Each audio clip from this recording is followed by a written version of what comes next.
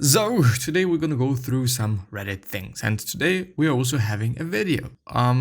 Yeah, just because I don't know, like it is a fucked up thing to only have the audio file, and of course it saves me quite a lot of time, and actually really a lot of time. But in the end, I wanna see you, and I also want to be seen, and yeah, it is kind of cold in my room. This is why I look like a fucking idiot. Yeah, but it is what it is because I don't want to use the radiator. I actually don't know why, but I just don't want to. The first thing is, at least at my point of view, something really to consider and think about. Pretend you are in a movie to be your true self and be happy, gain confidence. Is it today I learned or something? Well, I actually don't know. Well, no, it's not. Act like you are in a movie as the main character. Be confident and positive. Just do it. You are powerful and have huge potential, and we love you. Don't give a fuck about what other people think. You are a badass. People will gravitate towards you and want to be your friend if you be yourself and make their lives exciting. I've come to realize a lot of people's issues are caused by lack of confidence and worrying about how their life may not seem as cool or social as other people's. I went through a bad patch a couple of years ago and was a typical bottom of the pecking older bullied girl in high school, but things have definitely improved since then, and it's all about outlook. I wanted confidence, I gave it to myself. Everything dramatically improves from there, like a domino effect. I think it is good advice, even though it is like, just do, just be confident, just be happy. This per se is bad advice, but think about actually being in a movie. Which character would you like to be? If you were the main character, the protagonist. Which type of person would you like to be? Which type of person would you like to be seen as by other people? And so on, and then be that person, or try to be that person. I think it's actually pretty cool. You can't heal in the same environment that made you sick. Guess what, motherfucker? And I think it is often not gonna be the case. I mean, I just think about breakups. Okay, you broke up with this person and you are not in the same space anymore. But because of that, you can heal and you can progress and you can get better and you can whatever, just because you're not in the same environment anymore. You're not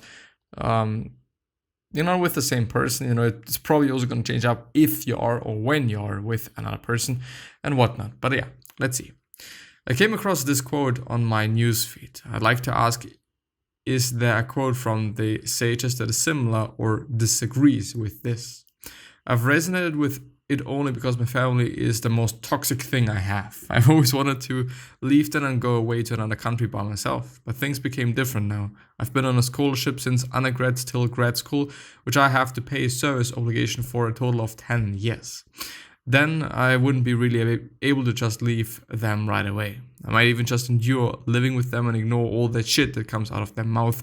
Sometimes I think of it as practice to hear and see nothing and just focus on my breathing. Maybe I can go on by not talking to them like I always do. Who knows? Is there more to it? No, there is not more to it. I do question where is the quote. But I do have to say, I think this is a very difficult situation to be in. Obviously, of course, you can live your life ignoring whatever they're saying, not listening to them, and trying to just do your shit. But, big but, the problem there is, at least at my point of view, is it worth it? Is it worth all the bullshit? Is it worth the practice? It is something that I also had to think about myself, but regarding something different. Wouldn't it just be better to leave them and do something different and get out of that shitty place? Of course, it is practice. Of course, it is good and whatnot. But in the end, I, for myself, decided to stop dealing with that situation. Just because it really got me feel bad and really bad. And I thought, well, no. And at this point in time, I'm actually very happy about this decision. So I don't know. I think it is very difficult to say. Of course, you kind of are forced because of this obligation that you're having, but yeah, I don't know. I think it is still better to get out of a shitty situation when you can, because, and this is also something that I actually ask in the Stoicism subreddit. Stoicism is not about the willing. Well, I don't remember how the person put it exactly, but I think he or she said that Stoicism is not per se about the willingness to suffer. You know, it's. I mean, it kind of is, but yeah, I think we shouldn't also overdo it. This is my point. Don't overdo it with the whole suffering thing, because then, I don't know. But maybe it's just about how you're dealing with it, and maybe I wasn't able to deal with it the correct way, because if I were able to do so, then it would not have been suffering for me. But yeah, anyway. To those who hate themselves, when was the last time you rewarded yourself for something you did well? I don't mean I did my homework, so I'll play games. I mean, when you do something you know and believe to be good for yourself, the world, those around you, acknowledge that and congratulate yourself for it. That's one of the best ways to get better and love yourself and what you do. Reinforce the things you do well, like you might a dog or a 2-year-old child. If you want them or yourself to do it more often, show that it is something good, that it is worth doing. It matters how you treat yourself. Don't just berate yourself for the bad things, because you'll only know and see what is bad then. Stay strong, brothers and sisters. You've got this. I think it is great advice, and I think it is also great advice in terms of habits, you know? Encouraging habits in other people and encouraging habits in yourself by showing, well, I think especially when it comes to other people, point out things or praise the things that you think are amazing and disguise and ignore the things that you don't think are amazing. And people, i.e. your children or whatever it's going to be about, or whom it is going to be about, they are going to do what they are being praised for. You know, they're probably not going to do things that make you ignore them. I don't think so. I really don't. But yeah. There is an image and or a quote. Maybe it won't work out, but maybe seeing if it does will be the best adventure ever. Well, I think, by the way, that the process often is just the amazing thing.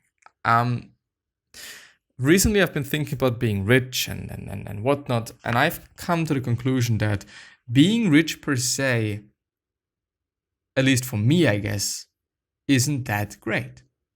I mean, I just imagine having a big house somewhere in just, next to a beach or on a beach or whatnot, and I am quite doing nothing all day long. Of course, I could travel. Of course, I could be doing this. Of course, I could be doing that. But there's no obligation, nothing that I really have to do. At least I think about it in that way. Of course, there might be some things that I just don't want to do, of which I'm actually very happy of that somebody else is doing it. Like, I don't know, doing laundry and stuff like that. Just some things that are not that important, just a chore for me.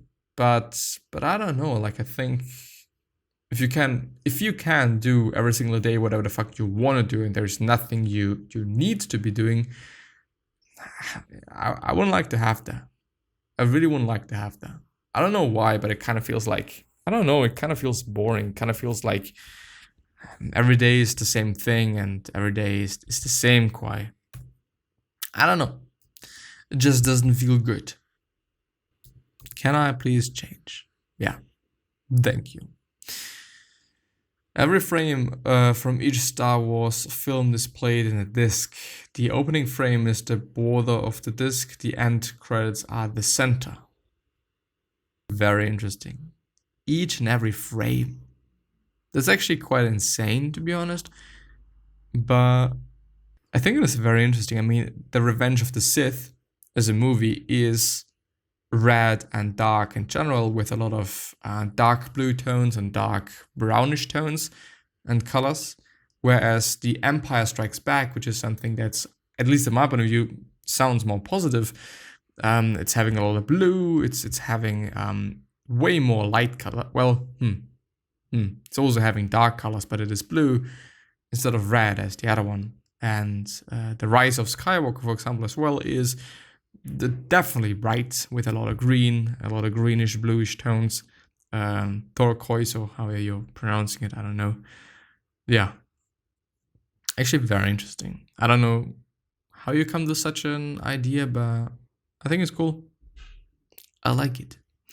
Fiction about dog friendship where the dog doesn't die. Do you have a book like that? I don't know. Deciding to be better. Overcame severe depression and graduated today. Okay, so the title is slightly misleading since I've already graduated with 2 degrees before this, but let me start at the beginning to explain why this is a big deal. Back in 2011, I started my first bachelor's degree. It took me 2 years to decide what to major in.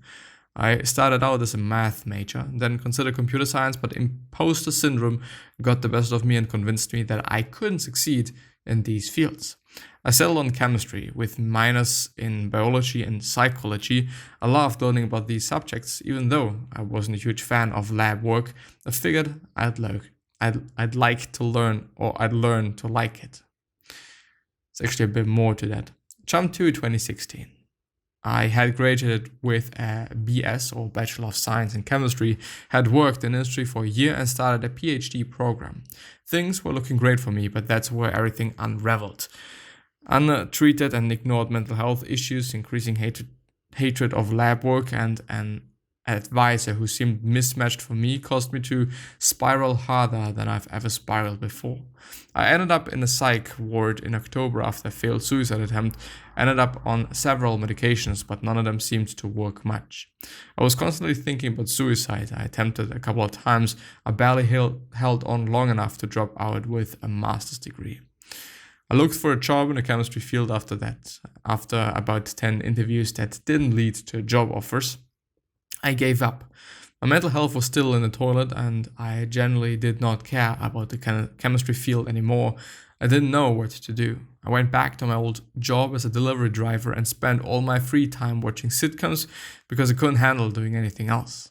I knew something needed to change, but I had no idea what. Finally, the answer came into my mind while sitting in the car on a long drive. Go back to school for computer science. I did some research, and one of the best value programs in my state was 250 miles away from where I currently lived. The thought of leaving behind the environment that reminded me of my constant negative thoughts and feelings was tempting. I decided to move 4 hours away from my hometown. In 2018, I made my move and started a second bachelor's degree in computer science in a new city. Adjusting was difficult, but it was actually easier than being trapped in my depression memories with no goals or ambitions. I was working towards something again. My mental health slowly got better, and my suicidal thoughts went from several times a day to about once a week. Not completely better by any means, but a vast improvement. I worked hard at school, determined not to waste this chance to restart my life. I also experienced imposter syndrome like I'd never experienced before. Being 27 and female in a CS program with little prior coding experience can be intimidating. Today was my graduation. At first, I was angry at myself. I should have majored in computer science in 2011. I should be graduating with a PhD right now instead of another bachelor's degree, etc. But I realized how far I'd come, how I'd actually carried out my big idea that came to me in a car. I put my life back on track and accomplished a major life goal. I conquered mental health issues and imposter syndrome. Best of all, I pulled it off well. I graduated summa cum laude with a minor in math. I have a job lined up with a salary that's twice the pay of my first chemistry job. I've also been working out consistently and getting more serious about my main hobby, playing violin. My mental health is far from great, but it's worlds better than it was in 2017. I'm allowing myself to be proud of what I've done. And so should you. And with that being said, I'm gonna end the episode. I wish you the best. Please stay safe. And I'm gonna see you next time. So bye-bye.